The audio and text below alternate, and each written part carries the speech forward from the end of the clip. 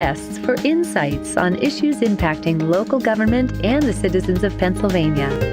Created by the Pennsylvania State Association of Boroughs, Inside Pennsylvania Boroughs connects you to legislation and policy that will affect you and your family. Your host, Chris Kapp, and his guests discuss current affairs that matter to you most. Connect with your state by tuning into Inside Pennsylvania Boroughs on Sundays here on PCN.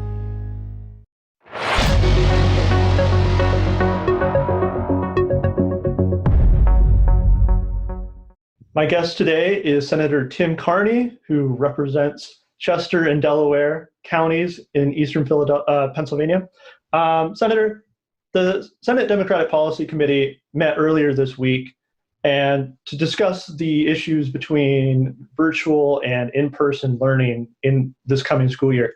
Can you tell us a little bit about what your policy committee found? Well, it was a great hearing. We got to hear from a wide variety of people with, and tried to look at it from every possible side. We had parents of students, we had students themselves, we had teachers, we had administrators, we had policy people. It's really going to be, this is a classic Pennsylvania issue because it's we keep getting hammered into our heads that one size doesn't fit all in Pennsylvania, and that's absolutely true.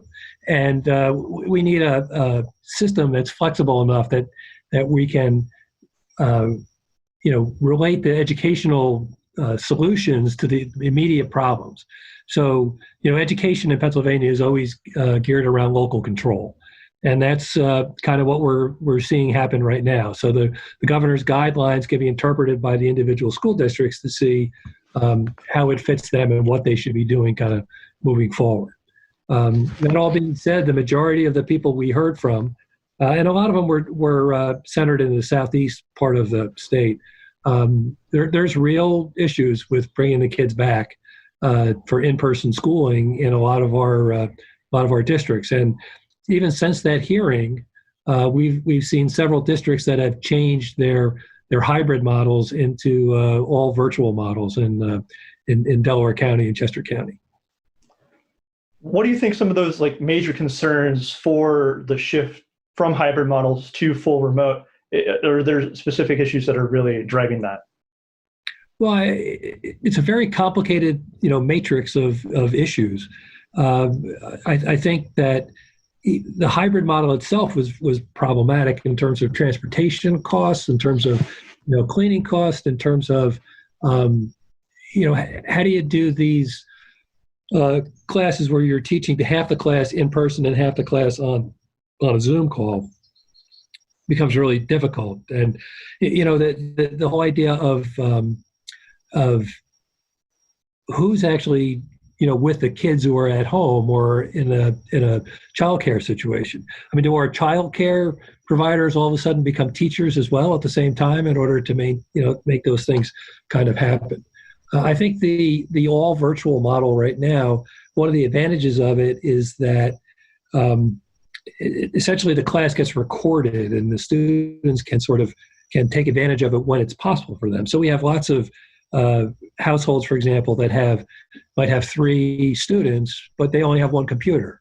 And if these things are happening all at the same time for the simultaneous teaching, that becomes really problematic, as well. There's no easy answer to this. It's not we would all love these things to happen, but COVID-19 is a real issue, and certainly it's been alarming what we've seen in terms of the biggest increases we've been seeing in COVID have been in that 15 to 25 age group.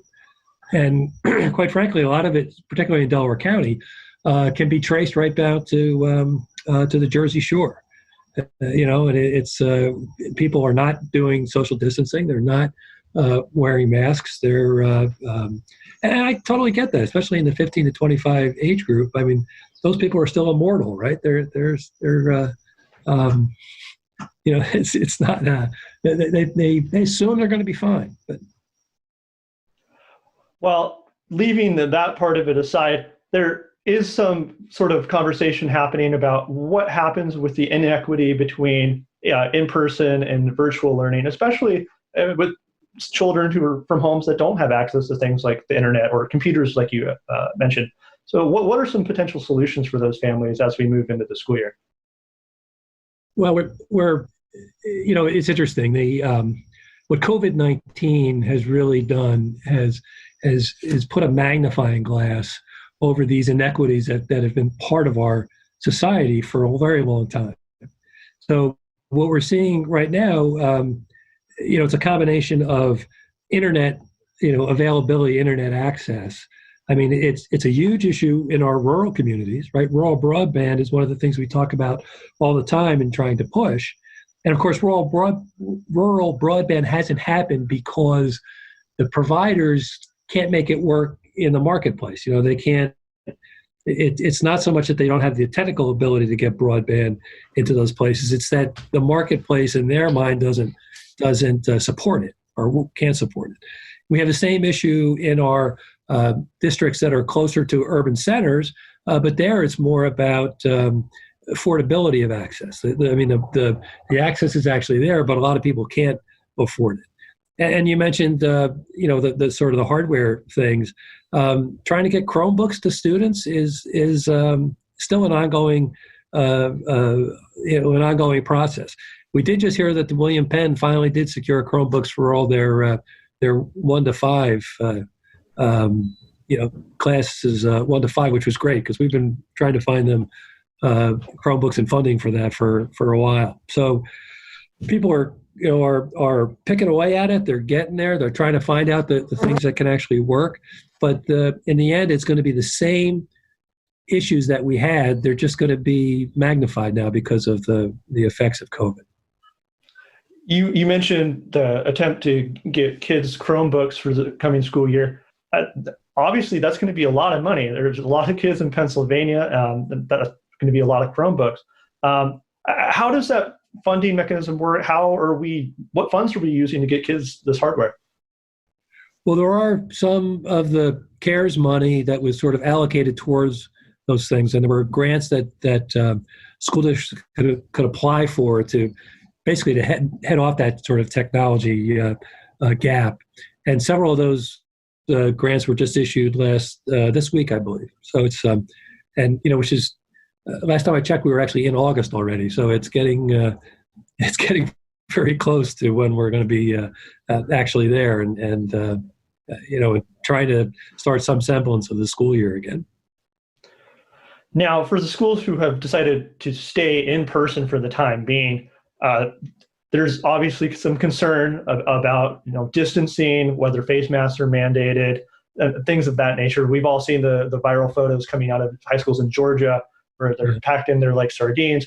What are Pennsylvania schools that are choosing to go in person, planning on to kind of avert that kind of situation?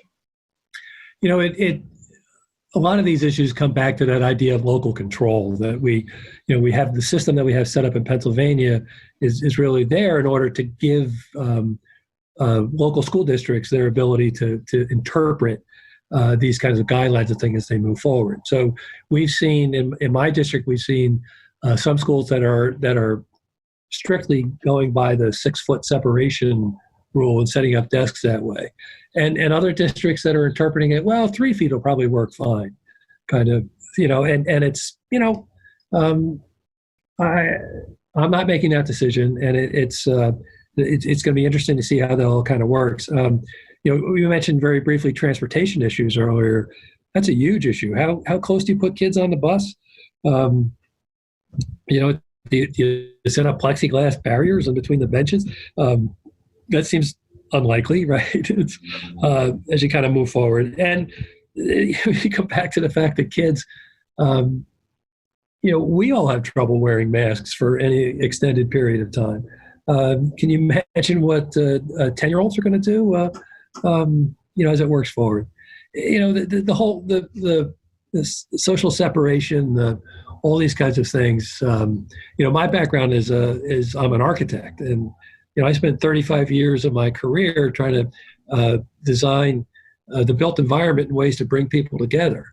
And so it's almost like an existential problem for me at this point, trying to keep people apart. So it's the thing about it is that we hear a lot from people who think that this is all overblown, and that I get emails every day that people quote a 99.9% survival rate on with COVID. And I'm not quite sure where they're getting that statistic or how it's kind of working, but we're not there yet. We don't understand it still. People are still getting sick. Different groups have gotten sick in different ways. I really do believe the governor has done a good job on this. Right now, one of the biggest discussions in my district is about high school sports. That was a huge. Again, it was a recommendation. It wasn't an order sort of thing. But I know all my youth sports people are going nuts, and I get all these really heartfelt and really heart-wrenching letters from people who are, it used to be, my kid's going to be able to play football, but I'm not going to be able to watch a game, because they weren't going to have spectators. And now they're saying, but my kid, was in line for a scholarship, and now he's not going to play football. I get it. I don't know. There's no good answer. But I do know that we have the ability to, for local districts to make their own choices based on how real the risk is for them and what they see. And in my district, the risk is very true and very real. My last question revolves around, you've been pushing for a special session in Harrisburg to tackle education issues. Just real briefly, what are some things that Harrisburg can do to really help alleviate this problem for Pennsylvania?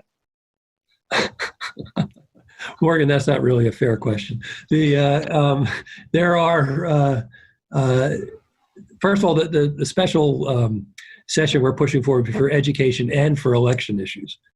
Because we do have an election coming up, and very, very soon as well. And there are real issues. The report just got issued last week that we're still reviewing and trying to working our way through. But there were real problems in the primary that we can choose. In terms of education, as we kind of move forward on these things, it's we just have to continue to hear from people. It's there's two kind of groups that are kind of seem to have formed. There's this group that's writing an awful lot of emails and have a very particular point of view, and then there's the groups who show up on the Zoom meetings or show up on the Zoom calls or testify at these hearings and everything else, and they're so diametrically opposed in terms of the way that they're thinking about these things. It's a concern, and the only thing we can really do as a legislature is try to shine a light on all the issues as best that we can and try to move forward. We had teachers who testified on Monday, who were heartfelt that there was nothing they wanted to do more than to be in the classroom with their students, having that kind of one-on-one, interaction and relationship with their students. But they just didn't see how it could possibly, be possible. The insidious thing about the COVID stuff is that it's not just me and you or me and the person I'm talking to, but it's 6 steps of separation. I mean, it's like one kid can be asymptomatic and pass it on to another kid who becomes asymptomatic but passes it on to his grandmother. It's like there are all these things that are still out there that we're still trying to figure out and to learn more about. So again, it's an unsatisfactory answer, but really just trying to shine the light on all the issues and trying to highlight different people's perspectives on as we kind of move through this. Well, that's all the time we have. My guest has been Senator Tim Kearney of Delaware and Chester counties. Thank you so much for your time. Thank you, Morgan. My pleasure. The eyes of the nation are on Pennsylvania as a key influencer to the 2020 election. PCN has over 25 years of trusted state government coverage. Our network is your platform to connect directly with Pennsylvania voters. Whether it's a presidential race, statewide campaign, or local cause, our viewers are ready to hear from you. Book your ad now. PCN, your access to Pennsylvania voters. We're joined today by Tom Foley. He serves as president of the Association of Independent Colleges and Universities of Pennsylvania. What are your member schools doing to prepare for the coming fall semester? A ton of things, Francine, even as the data and the environment changes. They're really adjusting in at least three ways. They're adjusting academically, they're adjusting in terms of their procedures, and they're adjusting financially. Maybe a word on each. Academically, of course, most important, they're adjusting a variety of things. Calendars in some cases, in many cases curriculum, focusing on courses that might perhaps be more conducive to remote learning.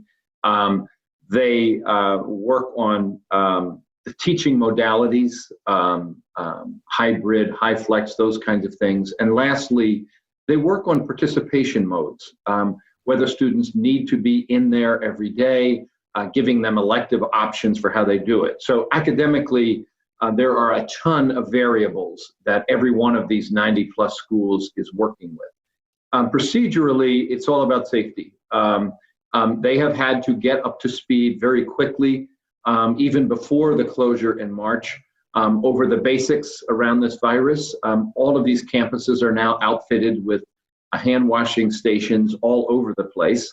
And they've reconfigured in terms of procedures, their classroom space. They've had to rethink what a classroom is. In places where they can, they're doing prepared to do much more outdoor education, as long as they can do it in the fall, sorts of things. So lots of procedural changes, bathroom etiquette, those sorts of things. And then lastly, financially, they've had to adjust. Of course, when the closure was ordered in mid-March, that had a dramatic immediate impact. Of course, the schools refunded room and board for the rest of the semester, all those kinds of things. And the ramp-up costs, both to deal with the virus and to go remote, had a very significant impact on schools. So they've had to and continue to adjust on the academic front, procedurally, on the safety front, and on the financial front. How does regulatory guidance and resources available to your member schools compare with the experiences of those that might be in the state system? Well, we all get the same guidance, Francine. So everything that's been put out by the Department of Health, the Department of Education, the governor's office applies to all of us equally. There is a difference, of course, in that the state system schools are state publicly funded. But I want to say the governor and the legislature, as far as I'm concerned, really have done the right things when they had the opportunity to do so with whatever funds were available. So when CARES Act money came to Pennsylvania, the federal legislation, the first thing they did, they put significant monies into the state system. They, I think, on the theory that they kind of own that system. But the second thing they did, which was extremely important, was they put $30 million of the CARES Act money into the FIA program, which is geared to low-income students. I think a lot of people assume that the low-income students are all in publicly funded institutions, and that's simply not the case. 44% of all FIA-covered students in Pennsylvania are in the independent nonprofit schools, those who are pursuing four-year degrees. So those dollars were essential, and it enabled us, and that was both the governor and the legislature that made that decision, to know that for the next year, those students will actually get a little bit more in their average grant than they did last year. So in that sense, you know, they did what we felt was the right thing, and they directed the money to students with need first, which we think is the right way to go. What kind of criteria have your schools taken into consideration when determining whether to return to in-person classes versus through a digital platform?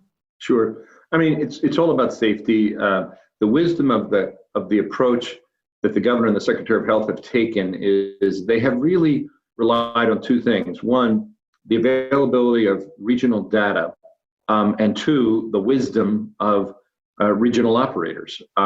So in the case of higher ed, they have essentially said to presidents and boards of trustees, we want you to make the ultimate decision, but we want to be sure that you have all the relevant data for your community on what is happening.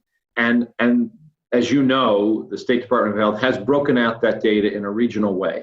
So the schools can see what is the incidence level here. They also have a pretty good sense of what testing capacities are. And in many cases, they've had to become authorities on that themselves, right up to the presidents, what is available in our area. What was the general consensus from parents and students regarding whether students should return to school or not? How do they feel about that? The surveys, and I'm sure you've seen these, Francine, the national surveys, overwhelmingly, students want to come back. The last one I saw was 87% of them want to come back. I think the views are a little more mixed among parents, but it's still a majority that want them back on campus for a whole variety of reasons. When we sent our boys to college, I said to them, you really learn in three ways, hopefully. You learn, of course, from your instructors in the classroom. You learn from your classmates, because hopefully you're meeting people who have come from very different backgrounds than yourself and have different skill sets, and you learn from them. And lastly, hopefully you learn from people who come to your campus, Francine Church, there's other people who are invited to a campus to speak and share their skill set. And I think, students recognize that, parents recognize that, and that's the beauty of the on-campus experience, that you get the opportunity to learn in those three ways. So I think there's a general, want to do that. I think the push is even stronger, Francine, among vulnerable populations. When the order came to close schools in March 17th, the biggest concern for our schools was, well, we have students that can't go home. We have homeless students. We have international students. We have students who, for a variety of reasons, some of them safety, cannot go home. And the campus experience is the best part of their lives. And so there is a real incentive to make it possible, especially for vulnerable students, to be on campus and have all those resources. I mean, we have lots of students who do not have internet access where they live. There was a huge effort to get laptops given out to students who didn't have their own laptops to take with them. But then there's the added complication of they don't have internet service in their homes. So getting those vulnerable students back on campus was critical. What impact has the pandemic had on your schools financially? We actually surveyed the schools, Francine, towards the end of May. And we asked them in 4 concrete areas, tell us what your losses were, so that we could get actual numbers. At that point, it was, now remember, we have 90 plus schools. It was 426 million in actual losses. That's returned room and board. That is extra costs to go remote. That is providing laptops to students who are going home, all those kinds of costs. And, it's easily more than doubled since then. Many schools run auxiliary programs in the summer, which are important budget elements. The vast majority of these schools do not have significant endowments and limp to the finish line. In Pennsylvania, the majority of our schools were actually founded by religious entities. And though most of them aren't religious now, they're still very mission focused. And part of what that means in the end is they limp to the finish line, every June 30th and have to get in that auxiliary income to be able to balance their budgets. There's the perception, of course, is that these independent nonprofit schools cost a ton and their market prices are high. What really matters is, what is your net tuition? What is the average student actually paying after all the scholarship aid that you give them? And for these schools, and these aren't our numbers, these are the national U.S. Department of Education numbers, for the most recent year, that figure's under 13,000. That's net tuition and fees, which is actually lower than it was 6 years ago. And that's for the 18-19 school year. So they're already sort of, just barely making it. That 13,000 is less than the net tuition for our state-related institutions, and it's not a whole lot more than the net tuition and fees for our state system schools. So, contrary to public impressions sometimes, and it is the model, the reality is their net tuitions are already kind of at a breaking point. So the financial impact is significant. Now, you mentioned a moment ago that a portion of the CARES Act money was going towards student loans. Do you anticipate that the coronavirus and everything that has happened as a result of it will have a significant impact on tuition rates moving forward? Well, I think you'll find very few schools that went ahead with the typical, you raise it by the rate of inflation. Almost nobody has done that. And it's not that the costs don't continue to increase and the extra costs associated with the virus, but they're very realistic and they understand we're just going to have to figure out how to do it and come up with even more efficiencies. One of the things that we do here is we run literally, I think, 39, we call them efficiency programs. So we say to these schools, don't buy from Microsoft without using our contract. And we negotiate a contract for those schools, which is much better than they could negotiate individually. And we have 39 different programs like that. And I think we'll be looking to find even more ways to help them save money, be more efficient as a collective enterprise. Has student enrollment changed significantly between last spring and this incoming fall semester? I'm sure, we don't have any data yet, Francine, and I think they call it MELT, what are the real numbers by October in your school as compared to what you thought they were going to be, when you kind of closed your books in June on the class. I think the MELT is going to look very different this year because people have many more things to think about. And typically, you'll lose about 3% of the students that you thought you were going to get. That might be different. As you know, there already is tremendous pressure on enrollment because we had fewer babies born, 21 years ago, 17, 18, 19 years ago. So there's already kind of a cliff there on enrollment. So the numbers have been declining for some time, and that would have happened with or without this virus. It's still too early to give you a definitive answer, Francine, because I think everybody tells me we don't really know, Tom, because we don't know what the summer MELT is going to be. What solutions are schools considering for long-term sustainability? Everyone has worked on their formats for what they offer and how they offer it. When I talked before about calendar and curriculum, teaching modalities, and I think a lot of that will become institutionalized, and that'll be worked into financial plan for schools. The second, they will look, we already have a pretty high participation rate in our efficiency programs. I think that rate will go through the roof and everyone will be looking to find ways to do that. Third, many schools fundraise for scholarships every year. That's how they're able to bring the net tuition under 13,000 on average for these schools. And they will get even more creative in how they do that. And people understand the new challenges and the special challenges of this virus. It'll be a very competitive market, but higher ed has a great track record of moving people along in the economy. I'm a first generation college graduate, and the reason I spent the last part of my career as a college president was really in gratitude for the difference it's made in my family. Going from grandparents with an 8th grade education, 11 of the 12 siblings have a college degree.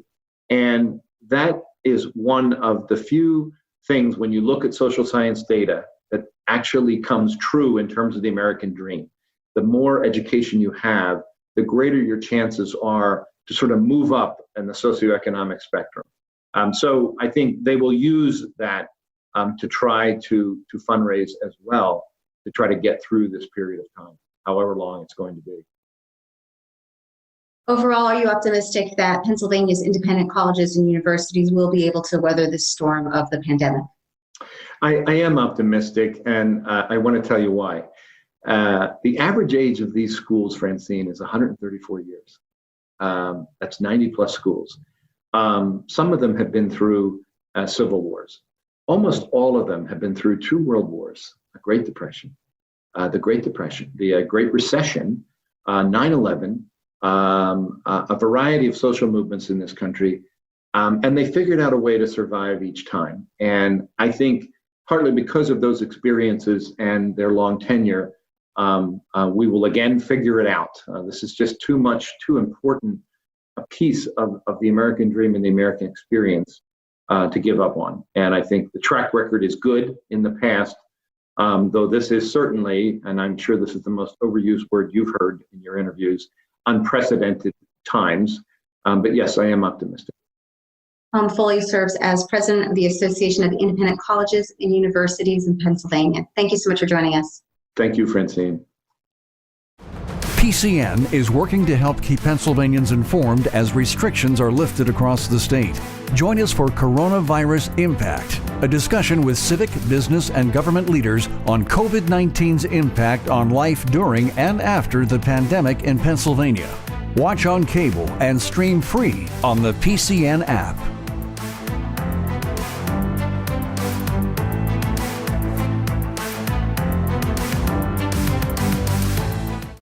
My guest is Geli, an education reporter with LancasterOnline.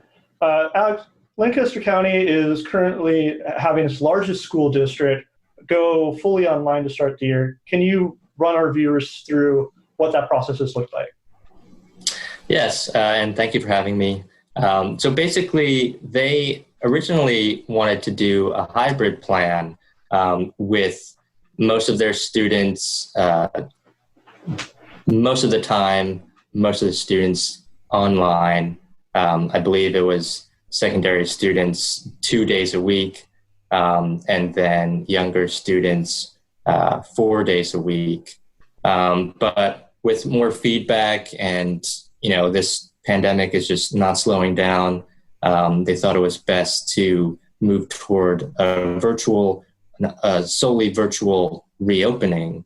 And that, from what they say, is temporary. They hope to return to that hybrid model eventually, perhaps for the second semester in January. But yes, this week they announced all virtual beginning, and that was the first Lancaster County school to do that. And it's also the largest, and it's the 13th largest in the state. So it's big news. There's a lot of students to worry about, and so it didn't come as a surprise. Were parent concerns and student concerns taken into account for the reason for the switch, or was it mostly, this is just kind of a common sense thing? I think a little bit of both. Parents seem to be almost half and half, worried that their kid might be infected, or their kid might bring something back to an elderly grandparent or something like that. And teachers, I think, are more concerned because you're asking them to go into a school and possibly infect themselves, infect their families. But it also came down to, I believe, just all of the logistics that went into reopening under a hybrid plan. And for so many students, I believe it's around 11,000 students, that's a huge undertaking. So I think the logistics and trying to rush to prepare by just a few weeks, I think that really led them to decide only virtual. Now, the other school districts in the county have been kind of waffling and maybe saying, okay, maybe we'll stay in school for the time being. And yesterday, a Fraudus school district announced that they're delaying the opening. So what's happening with these smaller districts? Are they kind of going full steam ahead, or is there that reluctance? Yeah, it's been really interesting on the education beat here for the past week or so, for the past few months. but especially the past couple weeks with schools, at first, they were really optimistic. They wanted to return, of course, with social distancing in place, masks, things like that. However, that I think became less likely to happen safely. So schools now, within the last week or so, have really switched from, some at least have switched from, all right, we're going back full time, everyone, besides the ones who opt out, we're going full swing in person. But now a lot of school districts are deciding to do hybrid models, with some learning online, some learning in person. Some kids can learn live. Others might opt for, there's so many options. Now I think Hempfield School District, the second largest school district in the county, presented 4 options for parents.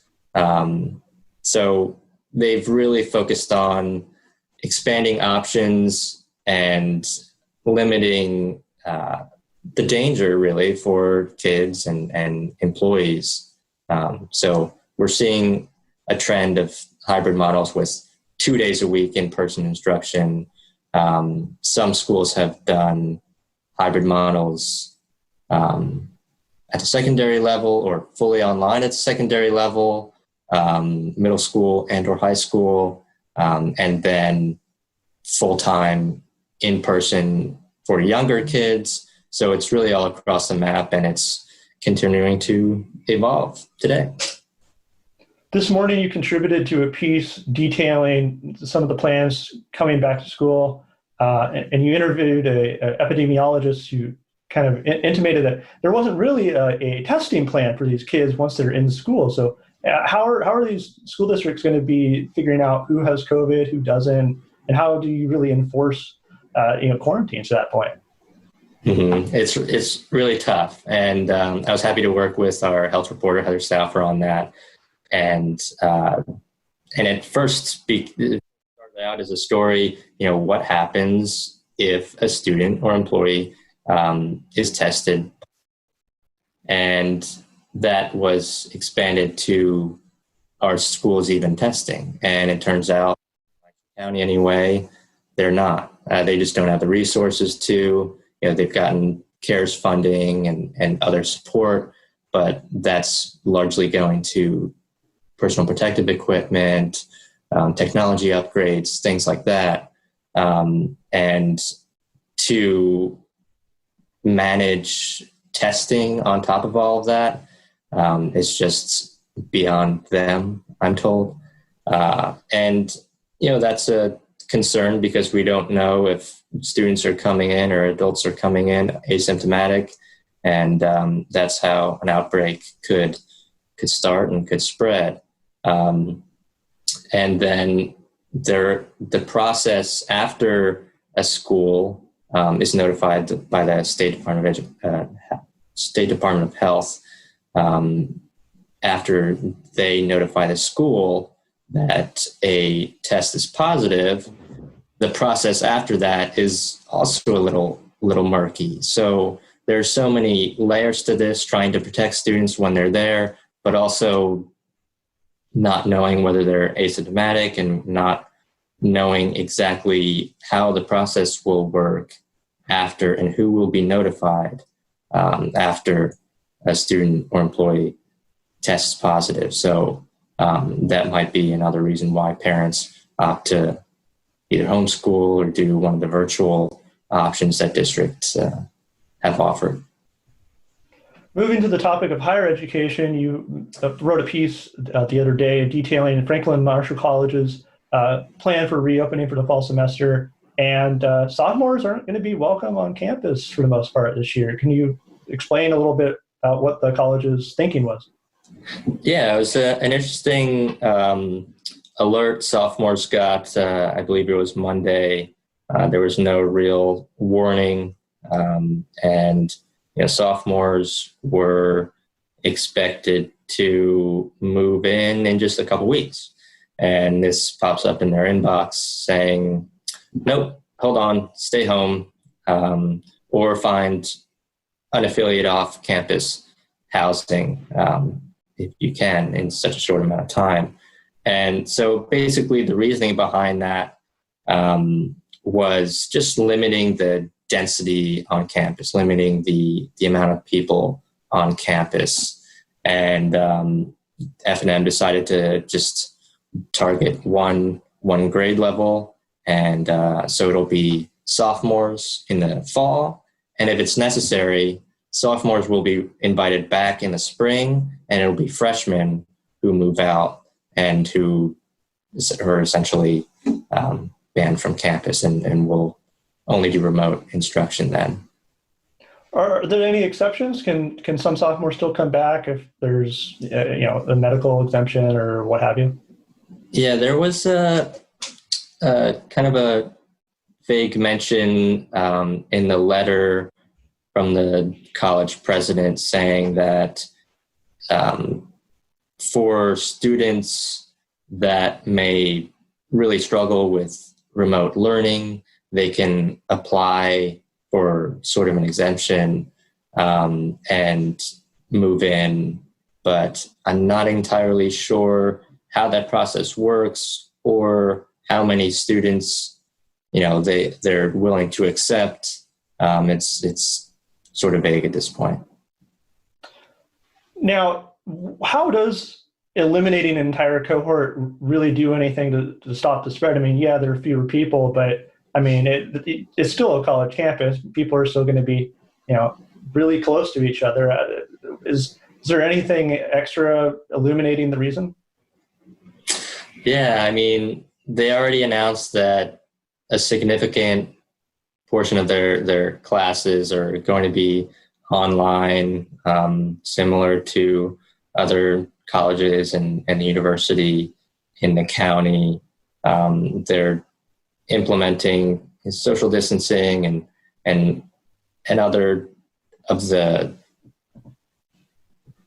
common precautions. And I don't believe sports staff will know this, but I don't believe they're having sports in the fall.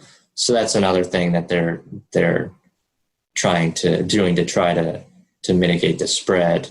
But it is, it did come as a shock to sophomores, especially so late in the game. And we'll see how it works, if it works, because like you said, there's still a lot of people on campus and there's no, controlling how close they get. And so there's a lot of stuff up in the air right now that we won't know, either higher ed or K through 12, that we won't know until school actually starts. So that's not necessarily a good thing, but we'll see. Well, that seems to be the continuing theme of the pandemic. We just don't know, and we just have to wait and see. Alex Geli, education reporter with LancasterOnline, thank you so much for being with me today. Thank you. My pleasure. Hey parents, looking for a fun summer activity for your kids? Let us help. Civics 101, the video game, is a great way to keep your child engaged and interested in learning about Pennsylvania. The more they learn about voting and our 3 branches of government, the further they advance through quizzes, fun reviews, and more. Start the learning today at PCNTV.com. PCN, Pennsylvania Politics and Policy. My guest is Matt Gelb, who is the Phillies beat writer for The Athletic. Matt, we've been seeing the Phillies lose quite a bit of playing time this year due to their involvement in the coronavirus outbreak. Give me a quick rundown of what happened to the Phillies.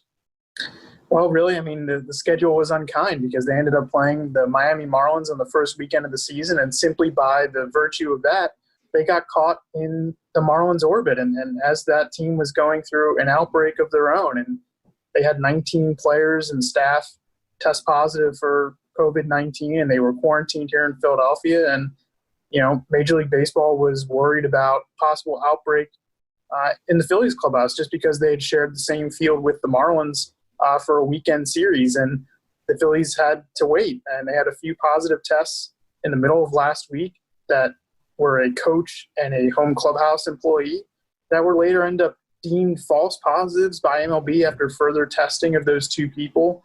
And so the Phillies ended up playing one game over the course of 9 days because then, of course, a hurricane postponed one of their games this week. So it's been quite an unusual schedule for the Phillies. Baseball players are used to playing every day, and it's just part of some of the challenges that the league faces in trying to get a season done this year.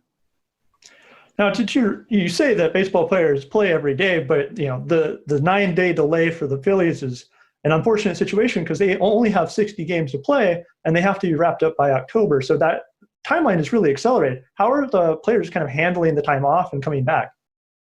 It's a great question. I don't know how they're going to do this. I mean, they're going to end up trying to play 56 games in 54 days, and it's going to be a lot. Even with bigger rosters this year, Major League Baseball is trying to protect the pitchers by having now 28-man rosters for the remainder of the season. Usually it's 25. Really, it's going to be a grind for a lot of these guys, especially when they have to be away from their families. A lot of guys have not brought their families to Philadelphia out of caution for their families, and guys aren't allowed to leave the hotel when they go on the road. It's a very different lifestyle for these guys, and that's designed to try to get as many games in as possible and try to avoid these outbreaks. So it's going to be a challenge. I mean, I think we've seen across the league, even when one team has an outbreak, it affects other teams on the schedule. Like the St. Louis Cardinals, for example, they weren't able to play this week. That affected two teams that they were supposed to play. Now those games have to be made up. It is quite a challenge. I mean, they're not in a bubble like the NBA or the NHL. They're trying to do this in each team's home city, and that really just adds a lot of risk to it. But they're hopeful they can pull it off. There are a lot of protocols in place to try to protect these guys. Now, there's been that time off, that gap, and obviously there was the real fear that there was a potential outbreak in the Phillies clubhouse. What's the kind of feeling towards the Marlins? Is there like some anger that they were put in this situation, or is there some kind of forgiveness?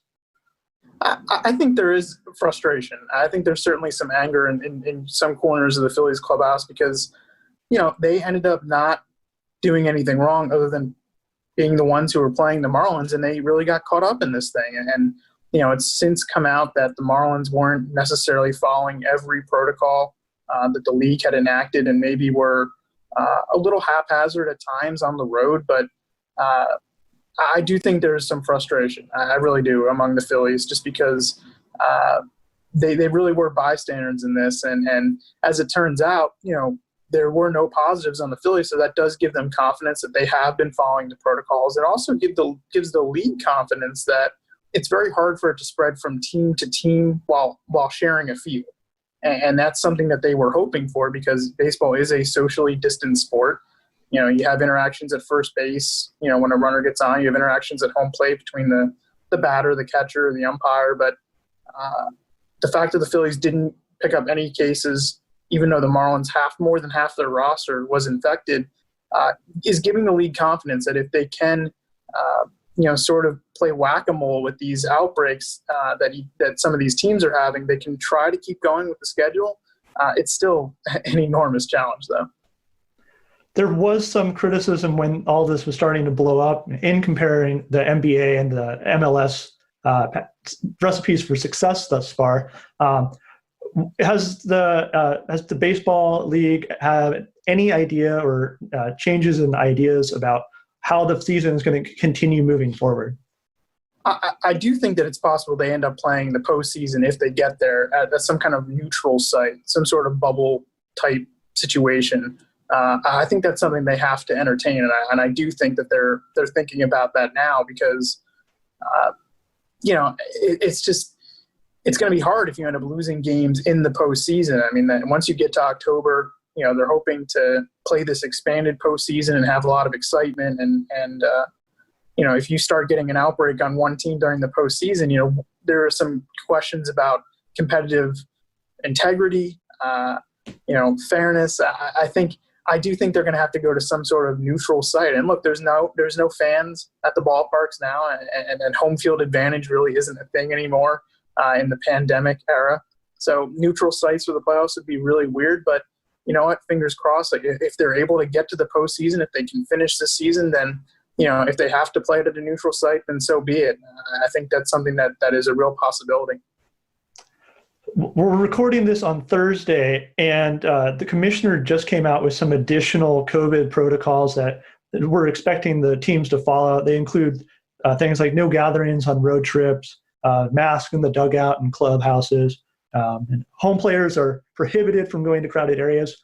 Is there an expectation that these things are already happening, or is it something that actually will make a difference? I think they're just trying to get it on paper. I think a lot of teams have already adopted those sort of policies. I think the league is looking to make them enforceable. It sounds like they're willing to. The players' union and league have agreed that players and staff could possibly be punished if they don't follow those protocols, and that was not a stipulation that was in the original agreement when they started this season. So I think given the outbreaks they've seen with the Marlins and the Cardinals and some maybe questionable behavior just in terms of, it's hard for these guys to change their habits, especially on the field, when you're high-fiving and trying to celebrate and getting close to your teammates. It's sports. I mean, it's baseball. Like, that's something they've done their entire lives. It's very hard to change those habits. And I think by getting this in writing and by showing that there might be penalties for not following it, I think that was their goal here, to just try to make this thing as workable as they can, even though it just seems sort of crazy at times that they're playing baseball right now during this whole pandemic. But they're trying, and they had to try, and for the most part, a lot of teams have been good about following the protocols. There haven't been a high amount of cases in the league, so something is working. Well, there definitely was. It was up in the air. We didn't know if there was going to be a baseball season this year, and there seems to be a little bit of a lag for the players coming back. There seems to be a higher rate of injuries for pitchers. Are players, just really feeling like they're starting to get back in the swing of things, or they still need more time? I think they need more time. I mean, especially the pitchers. Like, we've seen a rash of injuries to some big-name pitchers, but also just regular pitchers. I mean, there are so many guys who are hurt right now, and part of it was the start and stop. They were built up. By the middle of March, they were getting close, ready to go for a regular opening day. Then they had to shut down, and some guys were able to do more work than others during that 3 or 4 month long shutdown. And then they have about 3 or 4 weeks, of what they were calling a summer camp, which is really just not a lot of time especially for the pitchers, to get built up and to feel like they're ready. And you're seeing decreased velocities and decreased pitch counts all over the league. Even, not even the Phillies, who had the week-long break where they had to, really hit reset on everybody. They're kind of an extreme right now, but I think you're seeing this all over the league, where you have these injuries, a lot of tissue injuries for hitters, hamstrings, calves, quads, just these things that you prepare, and you have a routine and training to combat. And because those routines have changed, it is a challenge to keep a lot of these guys healthy on the field. Hitters don't have their timing. Pitchers don't have their best stuff. So it's not the best caliber of baseball that we're used to seeing, and the rosters are bigger. So there's guys in the league right now who probably normally wouldn't be in Major League Baseball, but there's sort of an attrition rate right now among the rosters. So it's here. We can't complain. We have baseball. But we want them to do it safely. And we want the players to be protected, not just from the virus, but also from these injuries. And I think there is a concern among the players right now that it might be unavoidable. On a final note, you had a great piece today about a recap of yesterday's game, but really opening the question of, what makes a win this year? Is it a win just to stay healthy, or is it a win to get the ring at the end of the year? And is that a question that players are asking themselves? Yeah, it is. It definitely is. And the Phillies have been overly cautious with a lot of their pitchers because they are trying to keep these guys healthy for the long term. I mean, if one of their better pitchers suffers an injury that might force him to miss time next season, because he was pushed too hard in these unusual circumstances, I mean, that truly would be such a regret for the Phillies and for any team right now. You just don't want that to happen. You never want guys to get hurt, obviously, but the risk does seem to be higher right now, and I think that means that the protection has to be higher. And Joe Girardi, the Phillies manager, has said he doesn't want these guys to be heroes. There was a lot of criticism that he didn't push his starters or use his closer in 2 games of a doubleheader, but these guys had 10, 9, 8 days off from pitching, and it's just not normal, and the risk is too much. And I think right now teams are trying to balance, the idea of winning, because everyone wants to win. You want to win as many games as you can, but you also want to get out of this healthy. I mean, that's the biggest thing, I think. And it's a tough balance. I mean, it is a tough job for a manager right now to make sure that his guys are healthy, but to also make sure that he's trying to win games. And we've never played baseball in a pandemic like this, and teams are figuring out new things every day. And I don't know. I don't know who's going to be standing at the end. I mean, is it going to be the best team, or is it going to be the healthiest team, the luckiest team? I don't know, and I don't think anyone knows. So they're just kind of making this up as they go, and so it's pretty weird. Well, that's all the time we have. My guest has been Matt Gelb, who's the beat writer with The Athletic, Philadelphia. Thanks so much for your time, Matt. Thank you, Morgan.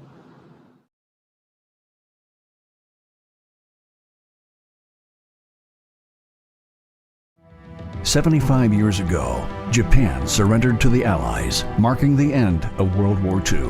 PCN remembers our heroes who served